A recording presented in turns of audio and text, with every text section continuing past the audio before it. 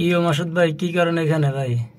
আরে ভাই কোয়েন না, এই দিন রাইতের 1টা বাজে, হ্যাঁ, 1টার দিকে আমার আন্টি হয়, ওনার হঠাৎ করে এখান থেকে যে থ্রেড পাইপ, কোন থেকে ভাই দেখি? এই যে এখান থেকে যে এখান থেকে মনে করেন না, রাতের 1টা বাজে হঠাৎ পানি আসে। হঠাৎ আমার রাত্রে 1টা বাজে ফোন দিছে ভাই, মনে করেন না ঘুমে থাকি, আইসা পরে উঠে নিয়ে আসছে।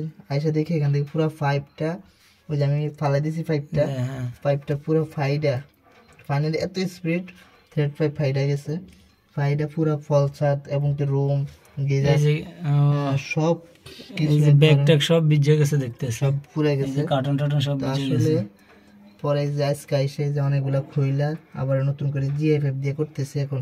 ও যে একবারে মানে কমপ্লিট করতেছেন এখন না? আগে তো মনে করেন না যে থ্রেড পাইপ দিয়ে কাজ করছিল, বুঝছি, হ্যাঁ।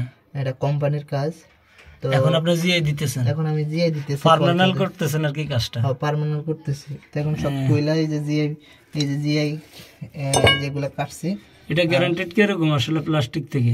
এটা জিআই, এটা নিচতলা তো ভাই প্লাস্টিক পাইপ ভালো ঠিক আছে, কিন্তু নিচতলার কারণে পানির পোস্টটা অনেক বেশি, কারণ 8তলা বিল্ডিং তো, তো উপর থেকে পানি পড়লে নিচতলা, এটা দোতলায় আর কি, পানির পোস্টটা অনেক বেশি, লাস্ট ফ্লোর এটা, এই কারণে পানি পোস্টের কারণে। আর এই পাইপটা পুরো ফাইডে একবারে পানি লিকেজ করছে।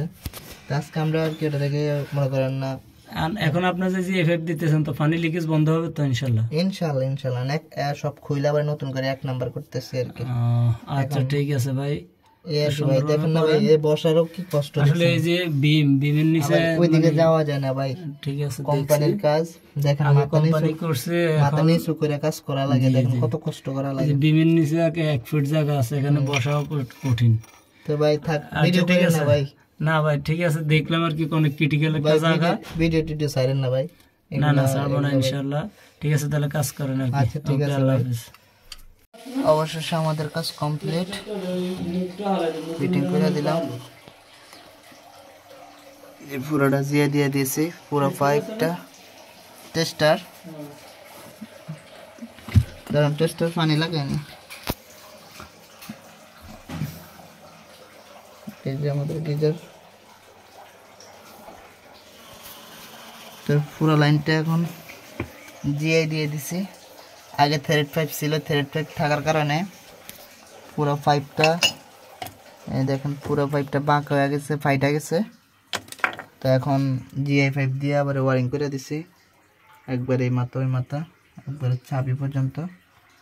তো আসলে কিছু কিছু কাজ, এটা তো অনেক ফোর্স, এটা 8তলা থেকে একবারে নিচতলা পর্যন্ত, একবার ডাইরেক্ট পাইপ 1.5 ইঞ্চি লাইন, এই কারণে ফোর্সটা অনেক বেশি।